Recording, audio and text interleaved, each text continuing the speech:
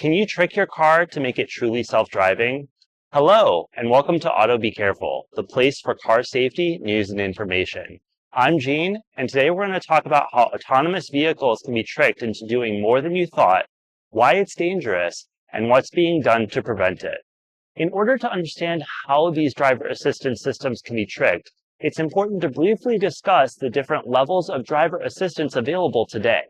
I've already done a full video on this topic, and I'll link that in the description below.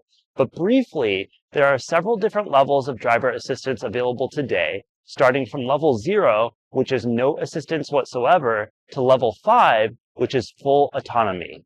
Currently, the highest level of driver assistance a person can buy for their own vehicle is level 2, which has two key features: adaptive cruise control and lane centering. Adaptive cruise control monitors the vehicle ahead to ensure there's an appropriate margin of safety from the vehicle to the vehicle in front, and lane centering ensures that the vehicle stays in the middle of the lane. Critically, level 2 driver assistance requires the driver to maintain control of the vehicle at all times. The requirement to be in control of the vehicle at all times is important for a number of reasons, including safety and legal liability. For safety, it's important because these features are not designed for full autonomy, and therefore they do not cover all driving scenarios. With this in mind, it's important that a driver is in full control of the vehicle at all times, because these vehicles can quickly end up in a dangerous situation that's beyond their limitations, which can lead to deadly results. That leads to the legal liability issue, because when these situations do occur, it is ultimately the driver that is responsible for the consequences of the actions.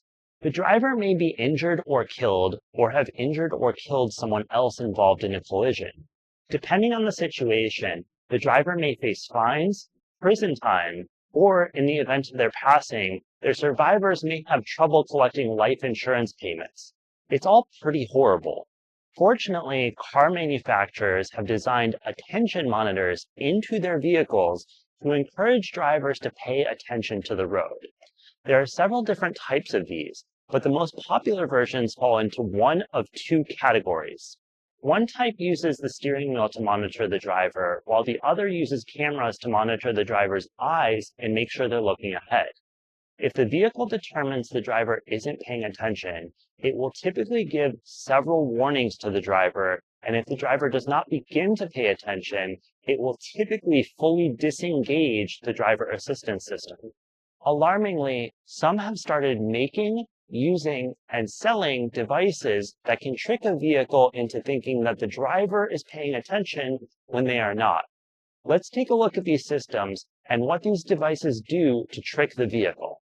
Let's start with steering wheel sensors. There are two main types: input sensors and touch sensors. With input sensors, the vehicle detects minor changes to the steering input and uses that to determine that the driver is paying attention. Basically, if the driver makes a minor adjustment to the steering, the vehicle uses that to determine that the driver is paying attention. These systems are often so sensitive that even resting a hand on the side of the steering wheel is usually enough for the vehicle to think that the driver is making these minor inputs and paying attention. With this in mind, people have been attaching weights to the side of the steering wheel in order to make the vehicle think that the driver is making steering inputs and paying attention. This also prevents the vehicle from warning the driver to pay attention, and critically prevents the vehicle from disengaging the system from lack of attention. Another steering wheel sensor is the touch sensor. These either use the pressure of a hand squeezing the wheel, or, like a touch screen, use the electrical conductivity of skin to detect touch. Either way, devices that squeeze the wheel or mimic electrical conductivity for touch can be used to trick the vehicle into thinking that the driver is paying attention. Cameras are a little different. Cameras are typically mounted right in front of the driver and monitor the driver's eyes to make sure they're paying attention. Some systems simply check to make sure the driver's eyes are facing forward, while more advanced systems can check for drowsiness.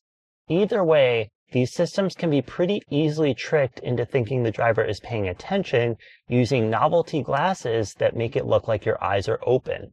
You may think it can't be that easy, but this has been proven, and there is footage out there on the internet of people doing just that. Be sure to go check it out, and then make sure to come back to see the rest of this video.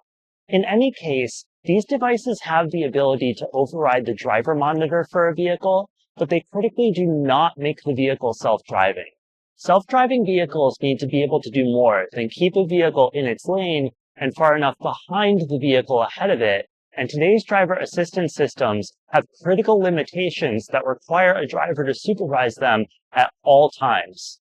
For example, many of today's systems rely on cameras and sensors to detect their surroundings. But cameras can lose their effectiveness in poor lighting conditions like direct sunlight, and sensors may not have enough range to detect an impending obstacle at high speeds. More advanced self-driving vehicles do exist, typically used for driverless rideshare systems. However, if you've seen these, you'll notice that they have a lot more hardware on the outside of the vehicle and use this advanced hardware along with software to detect their surroundings. Simply putting a weight on the steering wheel does nothing to add to the vehicle's capabilities or make it as advanced as these self-driving cars. So what's being done to prevent the use of these devices?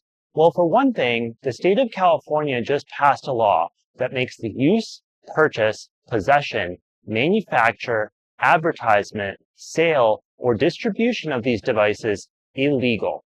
The punishment for breaking this law is a fine. It may be difficult to enforce this because it may not be completely obvious that these devices are in use without a keen eye looking very closely at the vehicle.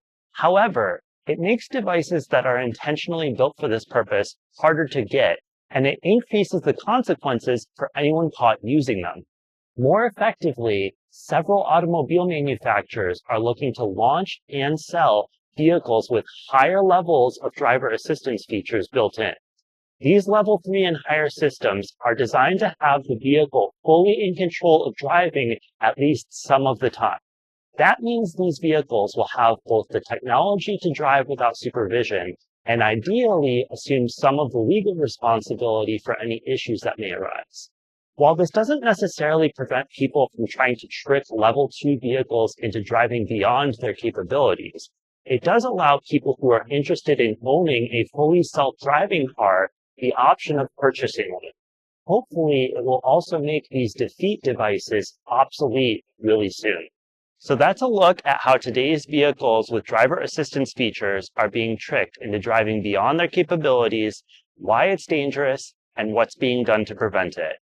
As always, thank you for watching. I hope you learned something. And if you like this video, be sure to click the like button below and subscribe to see more content like this.